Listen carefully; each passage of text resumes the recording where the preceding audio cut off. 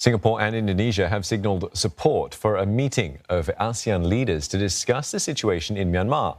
Foreign ministers from both countries have been meeting in Jakarta. Saiful Ismail joins us live for more on this.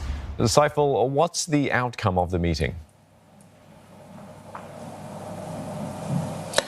Well, Steve, both Singapore and Indonesia foreign ministers discussed the current crisis in Myanmar. One key takeaway from that meeting is that Indonesia and Singapore support the special ASEAN summit to discuss the Myanmar situation. Now, this special summit was first mooted by Indonesian President Joko Widodo. Mr. Balakrishnan said Singapore and Indonesia support their leaders getting together to generate a common position in which ASEAN can express support for Myanmar. Dr. Balakrishnan said there's a lot of work that needs to be done on that front to prepare for the meeting. Now, he said Singapore and Indonesia are both very distressed by the situation in Myanmar. He added the position that both Indonesia and Singapore takes are identical. Both countries are gravely concerned with the loss of human lives by the use of lethal arms on unarmed civilians. Now, Singapore and Indonesia believe that national reconciliation can only occur if both sides in Myanmar sit down in good faith, negotiate and find a solution that works for the country for the long term.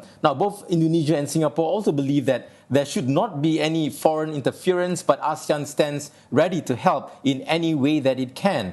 Dr. Balakrishnan and his Indonesian counterpart, Retno Marsudi, also discussed the Leaders' Retreat, which is a long-held tradition in which leaders and ministers meet informally each year to discuss ways to strengthen ties. The last Leaders' Retreat was in 2019 in Singapore. It was postponed last year because of COVID-19. Both foreign ministers said the Leaders' Retreat will resume this year. It will be held in person and Indonesia will host the meeting. Now, Dr. Balakrishnan also hinted that the meeting may be held in Batam in the Riau Islands province close to Singapore. Dr. Balakrishnan also said that over the past 1 year with COVID-19 has been a very challenging period for both countries. He believes Singapore and Indonesia have shown to everyone that they have been good, steady and reliable partners throughout both good times and tough times. Now, both countries have looked out for each other. For example, even in the depths of the crisis, supply chains continued.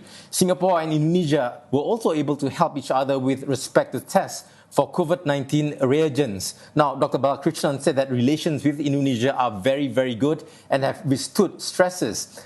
Indonesian Foreign Minister Retno Marsudi also highlighted on the pilot project on the reopening of Singapore-Indonesia border for tourism purposes. She said this has to be done in a safe, gradual and cautious manner. She may be referring to a plan by Indonesia to start a safe travel corridor between Singapore, Batam and Bintan to revive its tourism sector. Tourism Minister Sandiaga Uno had earlier said there are plans to open resorts such as Nongsa, which is in Batam, and Lagoy, which is in Bintan, on 21st April. Okay, thanks for getting us up to speed. Saiful Ismail speaking to us from Jakarta.